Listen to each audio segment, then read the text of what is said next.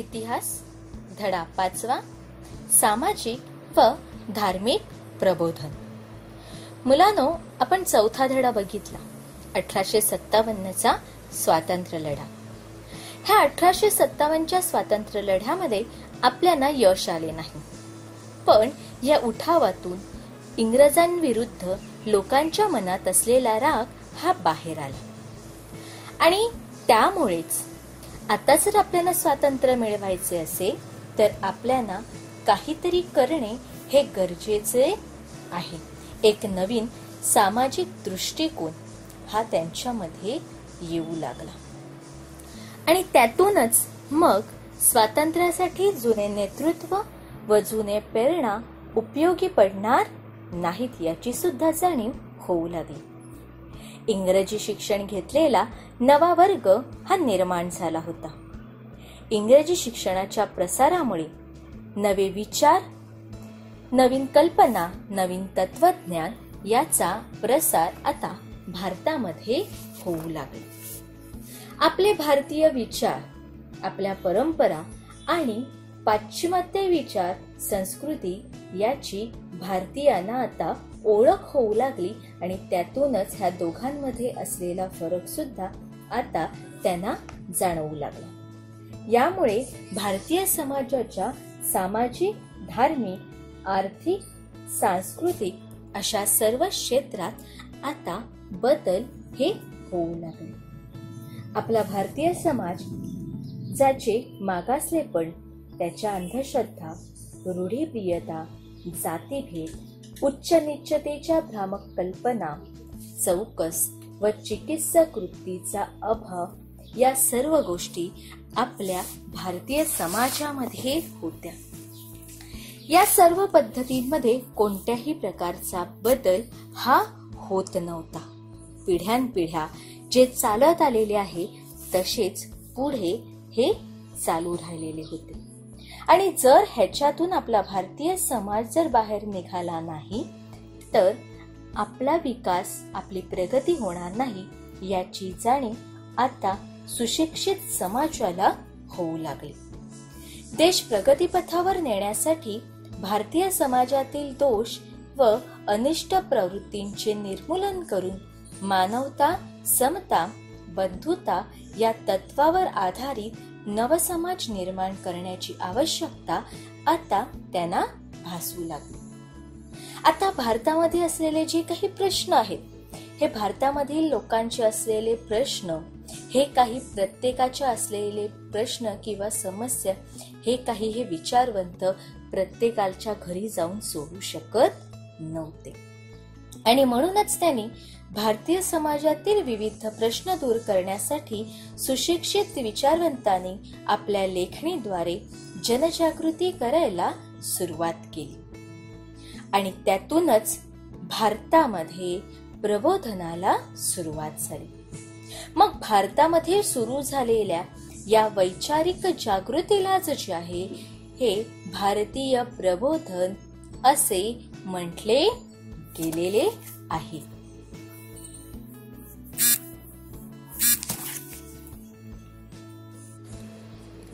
पुढचा मुद्दा आहे धर्मसुधारणा व समाज सुधारणेचे पर्व. त्याच्यातला पहिला मुद्दा आपण बघणार आहोत, जो समाज बघणार आहोत तो म्हणजेच ब्राह्मो समाज. राजा राममोहन रॉय यांनी इसवी सन 1828 मध्ये बंगाल प्रांतात ब्राह्मो समाजाची स्थापना केली. त्यांनी अनेक भाषा व धर्माचा अभ्यास केला होता आणि त्यातूनच त्यांची अद्वैतवादी विचारसरणी विकसित झाली. एकेश्वरवाद, उच्च नीच असा भेदभाव न पाळणे, कर्मकांडास विरोध, प्रार्थनेचा मार्ग अनुसरणे ही ब्राह्मो समाजाची तत्वे होती. एकेश्वरवाद म्हणजेच ईश्वर एक आहे.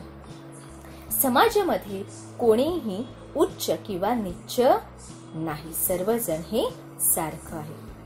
समाजामध्ये असलेली जी काही कर्मकांड होती ते त्यांना मान्य नव्हते आणि हे सर्वातून आपल्याला मुक्त व्हायचं असेल तर प्रार्थनेचा मार्ग अनुसरणे ही ब्राह्मो समाजाची तत्वे होती. राजा राममोहन रॉय यांनी सती प्रथा, बालविवाह, पडदा पद्धती यांना विरोध केला. आपल्याला तर माहितीच आहे सती प्रथा म्हणजे काय ते. त्याचबरोबर पडदा पद्धती म्हणजे मुलींनी घराबाहेर पडायचे नाही. स्त्रियांनी पुरुषांना आपला चेहरा दाखवायचा नाही. अशा अनेक प्रथा ज्यामुळे स्त्रीला समाजामध्ये दुय्यम स्थान हे मिळत होते. तर राममोहन रॉय यांनी विधवा विवाह, स्त्रियांचे शिक्षण याचे समर्थन केले. कोलकाता येथे हिंदू कॉलेजची स्थापना केली. त्यांनी संवाद कौमुदी या वृत्तपत्राद्वारे समाजातील वाईट रूढी, चालीरीती, परंपरा यांच्याबद्दल लोकांच्या मनामध्ये जनजागृती निर्माण करण्याचे काम हे केलेले आहे. प्रार्थना समाज. दादोबा पांडुरंग तरखडकर यांनी इसवी सन 1848 साली मुंबई येथे परमहंस सभेची स्थापना केली. पुढे परमहंस सभा विसर्जित झाल्यानंतर तिच्याच काही सभासदांनी प्रार्थना समाज स्थापन केला. 31 मार्च 1867 रोजी मुंबईत प्रार्थना सभेची स्थापना केली गेली. दादोबांचे बंधू डॉक्टर आत्माराम पांडुरंग हे प्रार्थना समाजाचे पहिले अध्यक्ष होते. या संस्थेस मुंबई विद्यापीठातील तरुण पदवीधर मिळाल्यामुळे त्याची प्रतिष्ठा वाढली. न्यायमूर्ती महादेव गोविंद रानडे, डॉक्टर राघव भांडारकर यांनी प्रार्थना समाजाचे कार्य पुढे चालवले. मूर्तीपूजेला विरोध केला. एकेश्वरवाद, कर्मकांडाला विरोध ही प्रार्थना समाजाची तत्त्वे होती. उपासना व प्रार्थनेवर त्यांचा भर होता. प्रार्थना समाजाने सामाजिक सुधारणेसाठी अनाथालय, स्त्री शिक्षण संस्था, कामगारांसाठी रात्रशाळा, दलितांसाठी संस्था सुरू केल्या. प्रार्थना समाजाचे सदस्य महर्षी विठ्ठल रामजी शिंदे यांनी डिप्रेस क्लासेस मिशन स्थापन करून त्या माध्यमातून सामाजिक समस्या सोडवण्याचा प्रयत्न केला. सत्यशोधक समाज. ज्योतिराव गोविंदराव फुले म्हणजेच महात्मा ज्योतिराव फुले. भारतामध्ये पहिली मुलींची शाळा 1848 मध्ये महात्मा फुले यांनी पुणे येथील भिडेवाड्यात ही काढली. इसवी सन 1873 मध्ये सत्यशोधक समाजाची स्थापना केली. समतेच्या तत्वावर आधारित समाज निर्मितीसाठी सत्यशोधक समाजाने कार्य केले. त्यांच्या वाचनामध्ये थॉमस पेन यांचे पुस्तक आलेले होते आणि त्या पुस्तकाचा परिणाम त्यांच्या जीवनावर मोठ्या प्रमाणावर झाला. समाजातील स्पृष्ट अस्पृश्यता, बालविवाह, शिक्षण, समाजातील विषमता दूर करण्यासाठी त्यांनी मोठे कार्य केले. बहुजन समाजाच्या शिक्षणाचा पुरस्कार केला. त्याचबरोबर स्त्री शिक्षण आणि मागासलेल्या जातीतील मुलामुलींचे शिक्षण यावर सुद्धा त्यांनी भर दिला. महात्मा ज्योतिराव फुले यांनी ब्राह्मणाची कसर, गुलामगिरी, शेतकऱ्याचा आसूड, सार्वजनिक सत्यधर्म अशा पुस्तकांच्या माध्यमातून समाज प्रबोधन केले. सार्वजनिक सत्यधर्म हे पुस्तक हे सत्यशोधक समाजाचे आदर्श राहिलेला आहे. स्त्री पुरुष अथवा माणसा माणसामध्ये भेद निर्माण करणाऱ्या चालीरीतींवर त्यांनी कडाडून टीका केली. आर्य समाज. स्वामी दयानंद सरस्वती यांनी इसवी सन 1875 मध्ये आर्य समाजाची स्थापना केली. सत्यार्थ प्रकाश हा वेदांवर भाष्य करणारा ग्रंथ लिहिला. प्राचीन वैदिक धर्म हाच खरा धर्म असून त्यांना त्यात जातीपातींना स्थान नव्हते. स्त्री पुरुष समानता होती असे प्रतिपादन केले. वेदाकडे परत चला असे आर्य समाजाचे ब्रीदवाक्य होते. आर्य समाजाच्या भारतभर शाखा उघडल्या. आर्य समाजाच्या माध्यमातून ठिकठिकाणी शिक्षण संस्था उघडण्यात आल्या. रामकृष्ण मिशन. रामकृष्ण परमहंस हे 19व्या शतकात भारतातील बंगाल प्रांतात होऊन गेलेले एक थोर व्यक्ती होते. आधुनिक भारतीय प्रबोधनात त्यांनी मोठी कामगिरी केली. रामकृष्ण परमहंस यांचे शिष्य स्वामी विवेकानंद यांनी इसवी सन 1897 मध्ये रामकृष्ण मिशनची स्थापना केली. रामकृष्ण मिशनने लोकसेवेची कार्य केली. दुष्काळग्रस्तांना मदत, रोगी, दीनदुबळ्यांना औषधोपचार, स्त्री शिक्षण, आध्यात्मिक उन्नती या क्षेत्रात मिशनने कार्य केले व आजही करत आहे. स्वामी विवेकानंद उत्तम वक्ते होते. त्यांनी इसवी सन 1893 मध्ये अमेरिकेतील शिकागो येथे विश्वधर्म परिषदेत हिंदू धर्माचे प्रतिनिधित्व केले. भारतातील तरुणांना उठा, जागे व्हा व धैर्य प्राप्तीपर्यंत थांबू नका हा संदेश त्यांनी त्यामधूनच दिलेला आहे. शीख समाजातील सुधारणा. शीखांमधील धर्म सुधारणेसाठी अमृतसर येथे सिंग सभा स्थापन झाली. या संस्थेने शीख समाजात शिक्षण प्रसार व आधुनिकीकरण घडवून आणले. पुढे अकाली चळवळीने शीख समाजातील सुधारणावादी परंपरा चालू ठेवली. आपला पुढचा मुद्दा आहे स्त्रियक सुधारणा. ब्रिटिश सत्तेचा भारतात विस्तार झाला. त्या काळात भारतातील स्त्रियांची परिस्थिती दयनीय होती. त्यांना शिक्षणाचा अधिकार नव्हता. समानतेची वागणूक दिली जात नव्हती. बालविवाह, जरठकुमारी विवाह, हुंडा पद्धती, सती प्रथा, केशवपण, विधवा विवाह अशा अनेक प्रथा या समाजामध्ये होत्या. इंग्रजांनी, आपण जर बोललो की इंग्रजांनी फक्त आपल्या देशात फक्त वाईटच काही कामे केली अशी नाही, तर त्यांनी काही चांगली कामे केली. त्याच्यातलीच म्हणजे त्यांनी सतीबंदीचा कायदा हा केला. तत्कालीन गव्हर्नर लॉर्ड बेटिंग यांनी 1829 मध्ये सतीबंदीचा कायदा करण्यासाठी राजा राममोहन रॉय यासारख्या समाज सुधारकांना मदत केली. गोपाळ हरी देशमुख उर्फ लोकहितवादी यांनी शतपत्रातून स्त्री पुरुष समानतेचा पुरस्कार केला. 1848 मध्ये महात्मा फुले यांनी पुणे येथील भिडेवाड्यात मुलींची पहिली शाळा काढली. त्यात त्यांना त्यांच्या पत्नी सावित्रीबाई यांची साथ मिळाली. त्यांनी जरीही शाळा काढली तरीही ती शाळा चालवणे हे काही सहज शक्य नव्हते. त्यासाठी त्यांना समाजातील कर्मठ लोकांनी केलेल्या टीका, निंदा ह्या सुद्धा सहन कराव्या लागल्या. पण महात्मा ज्योतिरावांच्या जोडीला सावित्रीबाईंनी सर्व टीका, निंदा ह्या सहन केल्या आणि शिक्षणाचे कार्य तसेच पुढे चालू ठेवले.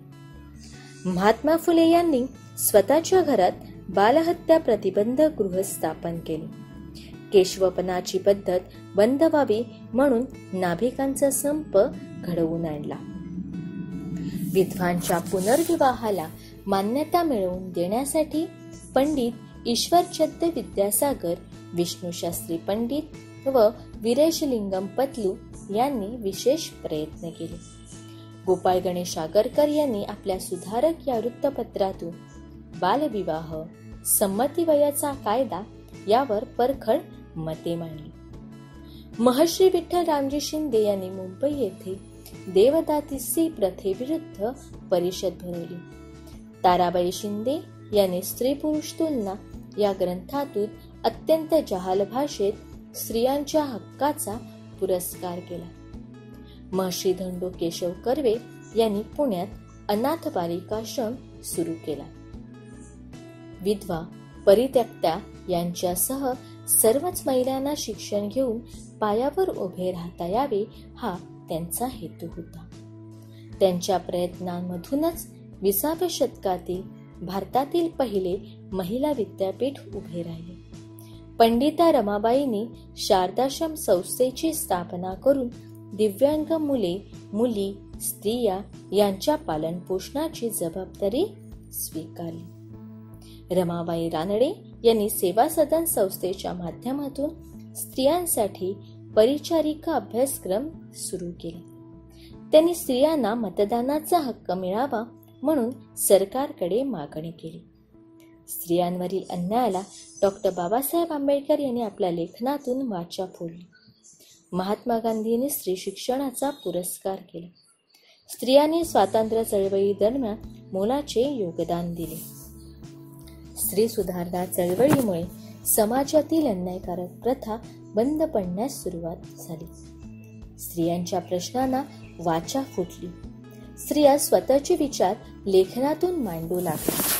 शिक्षणामुळे जीवनाच्या सर्व क्षेत्रात त्यांचे कर्तृत्व फुलून यायला लागले.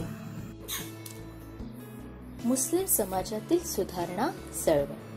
ज्याप्रमाणे हिंदू समाजामध्ये अनिष्ट रूढी परंपरा होत्या, त्याचप्रमाणे मुस्लिम समाजामध्ये सुद्धा अशाच अनिष्ट प्रथा होत्या.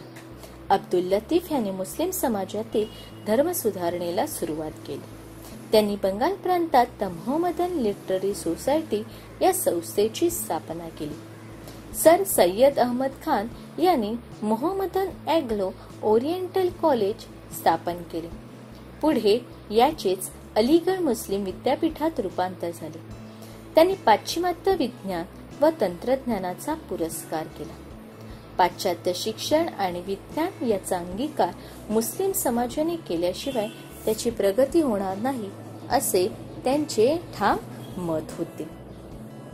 पुढचा मुद्दा आपला हिंदू समाजातील चळवळ. हिंदू समाजाला सन्मानाचे स्थान मिळावे म्हणून 1915 साली हिंदू महासभा या संघटनेची स्थापना झाली. पंडित मदन मोहन मालवीय यांनी बनारस हिंदू विद्यापीठाची पायाभरणी केली. डॉक्टर केशव बळीराम हेगडेवार यांनी 1925 साली राष्ट्रीय स्वयंसेवक संघाची नागपूर येथे स्थापना केली. हिंदुत्ववादी तरुणांची शिस्तबद्ध व चारित्र्यसंपन्न संघटना उभारणे हे त्यांचे ध्येय होते.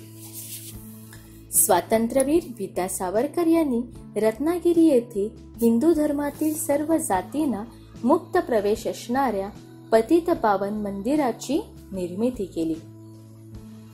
सहभोजनादी रत्नागिरी येथे हिंदू धर्मातील सर्व जातींना मुक्त प्रवेश असणाऱ्या पतित पावन मंदिराची निर्मिती केली. सहभोजनादी कार्यक्रम राबवले. आधुनिक भारताच्या इतिहासात प्रबोधनाचा हा आविष्कार महत्वाचा आहे. स्वातंत्र्य, समता, राष्ट्रवाद या कल्पनांनी भारलेल्या सुधारकांनी राजकीय क्षेत्रात राष्ट्रवादी चळवळ उभी केली. तिचा अभ्यास आपण पुढील पाठात करणार आहोत. जरा विचार करा, समाज सुधारकांनी स्त्री शिक्षणाची सुरुवात केली नसती तर आज ज्या काही स्त्रिया पुरुषांच्या खांद्याला खांदा लावून प्रत्येक क्षेत्रामध्ये काम करतायत ते शक्य झालं असतं का? वर्तमान काळात स्त्रियांच्या जीवनात शिक्षणामध्ये कोणते परिवर्तन घडून आलेले आहे? वर्तमान काळामध्ये जर आपण बघितलं तर असं कुठलंही क्षेत्र राहिलेलं नाहीये की त्या क्षेत्रामध्ये स्त्रिया हा पोहोचू शकत नाही. आपलं घर सांभाळून स्त्रिया सर्व क्षेत्रामध्ये आपली कामगिरी पार पाडत आहेत. आजही स्त्री शिक्षणासाठी प्रयत्न करण्याची गरज आहे असे तुम्हाला वाटते का? आणि जर हो असेल तर कोणते प्रयत्न करायला हवे ह्याचा विचार तुम्ही करायचा आहे. माहित आहे का तुम्हाला प्रबोधनाचे इतर क्षेत्रामधील आविष्कार? सुधारणेच्या चळवळीप्रमाणेच प्रबोधन काळात साहित्य, कला, विज्ञान यासारख्या क्षेत्रामध्ये घडून आलेली प्रगती महत्वाची होती. साहित्याच्या क्षेत्रात गुरुदेव रवींद्रनाथ टागोर यांना तर विज्ञानाच्या क्षेत्रात सी.व्ही. रामन यांना नोबेल पारितोषिक मिळाले. त्यावरून भारताच्या प्रगतीची कल्पना येते. अशा प्रगतीमुळे आधुनिक भारताची जडणघडण झाली. कथा कादंबऱ्यांमधून स्वातंत्र्याची प्रेरणा मिळू लागली. समाज सुधारणेचा विचारही व्यक्त होऊ लागला. या काळात स्त्रिया लेखन करू लागल्या. नवी वृत्तपत्रे, मासिके ही समाज सुधारणा व राजकीय जागृतीची वाहक ठरली. कलेच्या क्षेत्रातही या काळात प्रगती झाली. संगीत अधिक लोकाभिमुख होऊ लागले. भारतीय शैली आणि पाश्चात्य तंत्रे यांचा मेळ घालून नवीन चित्रकला पुढे आली. विज्ञानविषयक अनेक ग्रंथ लिहिले जाऊ लागले. भारताच्या प्रगतीसाठी वैज्ञानिक दृष्टिकोन याचे महत्त्व लोकांना उमगू लागले.